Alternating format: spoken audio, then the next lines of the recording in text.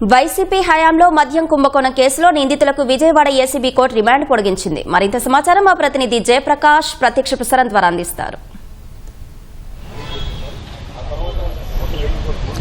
అశ్విని, ఈరోజు మద్యం కేసులో నిందితులని ఇక్కడ విజయవాడ ఏసీబీ కోర్టుకి తీసుకువచ్చారు. కొద్దిసేపటి కిందటే వారిని కోర్టులో ఏసీబీ కోర్టులో హాజరుపరిచారు. వారికి రిమాండ్ వచ్చే నెల 3వ తేదీ వరకు రిమాండ్ పొడిగిస్తూ కోర్టు ఆదేశాలు జారీ చేసింది.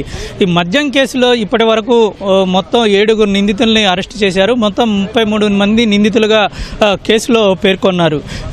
A1 రాజ్ కాశిరెడ్డితో పాటు A30 దిలీపు, A31, 32, 33 ధనుంజయ రెడ్డి, కృష్ణమోహన్ రెడ్డి, గోవిందప్ప బాలాజీలని ఇటీవల అరెస్ట్ చేసి ఇటు కోర్టులో ప్రొడ్యూస్ చేసిన తర్వాత విజయవాడ జిల్లా జైలుకి తీసుకువెళ్లారు. మొత్తం ఈ 7 విజయవాడ జిల్లా జైల్లోనే రిమాండ్ ఖైదీలుగా ఉన్నారు. ఈరోజు రిమాండ్ గడువు ముగియటుండటంతో ఇక్కడకు విజయవాడ ఏసీబీ కోర్టుకి తీసుకువచ్చారు. కొద్దిసేపటి కిందట ఒక్కొక్కరిని పిలిచి మీకు జైల్లో ఏమైనా అసౌకర్యాలు ఉన్నాయా, ఏమైనా చెప్పదలుచుకున్నారా అని ఒక్కొక్కరిని న్యాయమూర్తి అడిగారు. వాళ్ళలో ఇటు కృష్ణమోహన్ రెడ్డి వచ్చారు. కృష్ణమోహన్ రెడ్డి గతంలో నట్స్ విషయంలో కోర్టు ఆదేశాలు జారీ చేసింది. వీళ్ళకి కొన్ని వస్తువులు కావాలని, జైల్లో వస్తువులు కావాలని న్యాయస్థానాన్ని అడిగినప్పుడు న్యాయమూర్తి ఆదేశాలు జారీ చేశారు. అందులో నట్స్ కావాలని ఇవ్వలేదని తెలిపిన క్రమంలోనే కోర్టు మరోసారి ఇవ్వాలని సూచించింది.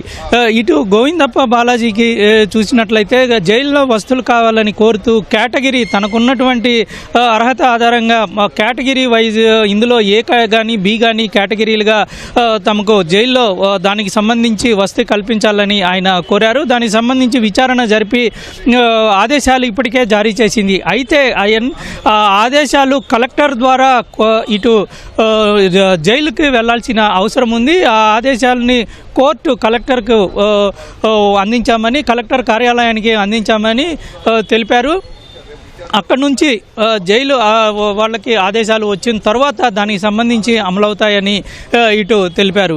మరోవైపు ఇటు రాజ్ కాశిరెడ్డి తనకు బ్యారక్లో ఉన్నారు, కమ్యూనికేషన్ ఉండట్లేదు, చీకటిగా ఉంటుందనే విషయాన్ని ఇటు రాజ్ కాశిరెడ్డి తెలిపారు. మొత్తం మరోవైపు సజ్జల శ్రీధర్ రెడ్డి విషయానికి వస్తే, సజ్జల శ్రీధర్ రెడ్డి గతంలో 3 రోజులు విచారణ చేసి కోర్టులో హాజరుపరిచిన క్రమంలోనే తాను కోర్టుకి చెప్పుకోవాలని ఒక 5 నిమిషాలు సమయం కావాలని కోరారు. అయితే కోర్టుకి మీరు ఏం చెప్పదలుచుకున్నారో ఆ విషయాలన్నింటినీ రాతపూర్వకంగా మెమో రూపంలో దాఖలు చేయాలని గతంలోనే కోర్టు సజ్జల శ్రీధర్ రెడ్డికి తెలిపింది. ఈరోజు ఆయన లేఖను కోర్టుకి సమర్పించారు.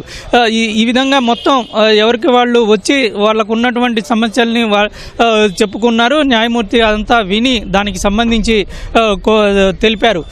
మరోవైపు ఈ కేసులో ఇప్పటి వరకు ఉన్నటువంటి దర్యాప్తు విషయాలను, దర్యాప్తు పురోగతిని మొత్తం స్టేట్మెంట్స్, దాని వివరాలతో సహా కోర్టుకి అందించాలని, కోర్టులో దాఖలు చేయాలని మెమో రూపంలో ఇటు సిట్ అధికారులకు ఆదేశించారు.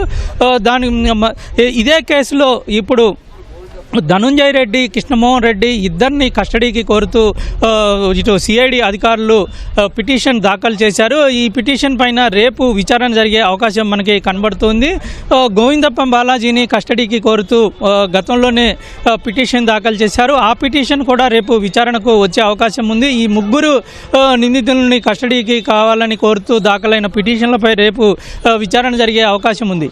ఇప్పటి వరకు వీళ్ళని అరెస్టుకు ముందు విచారించినా సరే కొన్ని కీలక విషయాలు రాబట్టాల్సిన అవసరం ఉందని, వాళ్ళు విచారణలో సహకరించట్లేదని ఇప్పటికే రిమాండ్ రిపోర్ట్లో కూడా పొందుపరిచారు. అందువల్లనే అరెస్టు చేయాల్సిన అవసరం ఏర్పడిందని తెలిపారు. విచారణకు సహకరించకపోవటం ఒక ఎత్తు అయితే, మరోవైపు పోలీసు అధికారులు అక్కడికి వెళ్ళి ఇటు దర్యాప్తునకు సహకరించాలని, మరోవైపు నోటీసులు ఇచ్చి విచారణకు రావాలని చెప్పినా సరే వాళ్ళు రాకుండా అజ్ఞాతంలో ఉన్నారని, ఈ విధంగా చేసినట్లయితే తమకు దర్యాప్తు ముందుకు వెళ్ళదు, తప్పనిసరి పరిస్థితుల్లో అరెస్ట్ చేశామని కోర్టులో రిమాండ్ రిపోర్టులో వాళ్ళు పేర్కొన్నారు.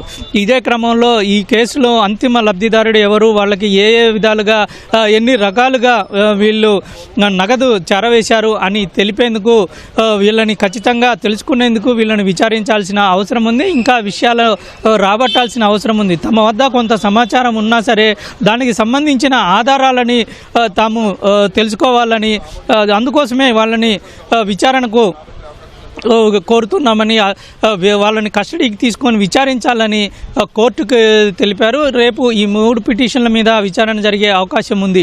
ప్రస్తుతం ఈ కేసులో ఇంకా లోతైన దర్యాప్తు కొనసాగుతూనే ఉంది. సిట్ అధికారులు తమకున్నటువంటి సమాచారం మేరకు ఎప్పటికప్పుడు తనిఖీలు చేయటము, సాక్షుల్ని తీసుకువచ్చి వాళ్ళని విచారించి వాళ్ళ నుంచి స్టేట్మెంట్ రికార్డు చేయటము ఇవన్నీ జరుగుతూనే ఉన్నాయి. అంతిమ లబ్ధిదారుడు ఎవరు, వాళ్ళకి నగదు ఎలా చేరింది, ఈ ముగ్గురిని ఎవరు ఆదేశించారు, ఈ విధంగా నగదు పెట్టుబడులు పెట్టాలని అనే విషయాలన్నింటినీ పూర్తిగా వీళ్ళు దర్యాప్తు చేస్తూ ఉన్నారు.